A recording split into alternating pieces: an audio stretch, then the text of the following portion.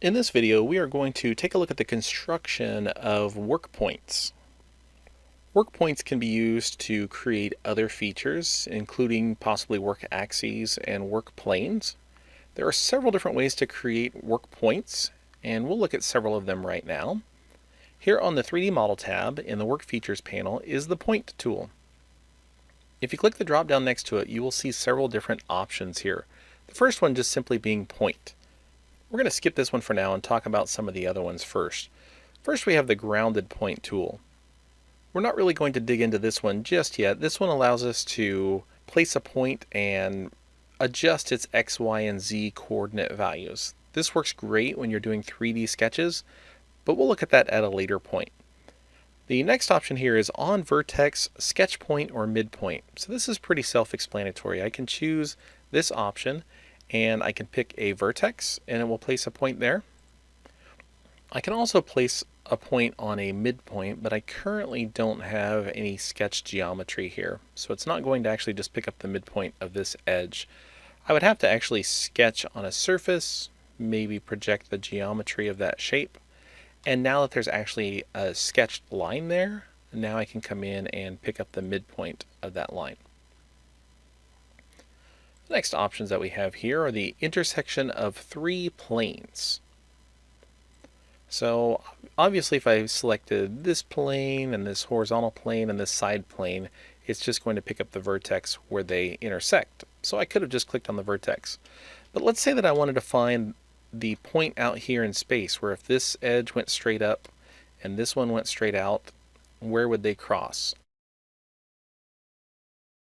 So I want to find a point at the intersection of this top plane, this side plane, and this back plane here. And as you can see, it placed a point out in space for me there. See that one more time.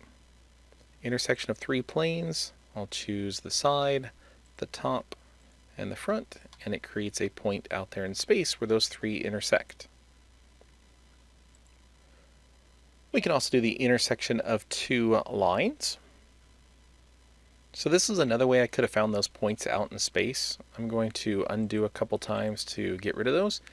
And this time I'll choose intersection of two lines, and I'll just simply pick these two edges, and where they meet, I get a point. So I can repeat that on the back side there. Pick the two lines, and where they meet, I have a point. We also have the ability to place a point at the intersection of a plane and a line. Several different ways I can use that one. For this example, I'll just use it to create the same point again, but this time I will choose this front plane and then this line. And where that line intersects that front plane, I get a point. We also have the ability to find the center of a loop of edges. So if I select that one, I can just basically click on a face, and it will place a point right in the center of that face. So we'll see that again. There you can see it places a point right in the center of that face. It's important to note that these points are parametric, just like everything else. So if the original feature changes, let's say it's 3 inches wide now, you can see that point continues to be right there at the center of that face.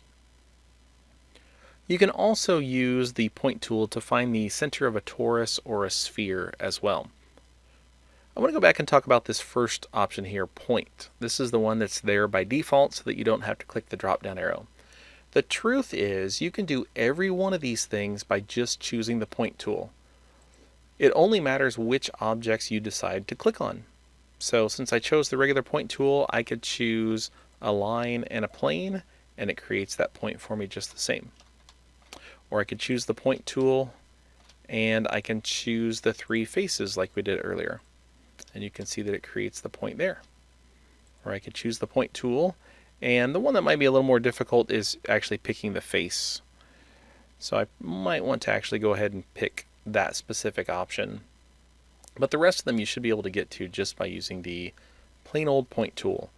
And lastly, one of my favorite keyboard shortcuts, you can see it here as I point to the point tool, is the period. So you can just tap the period key on your keyboard to start the point command as well. That concludes this lesson on adding work points in Autodesk Inventor.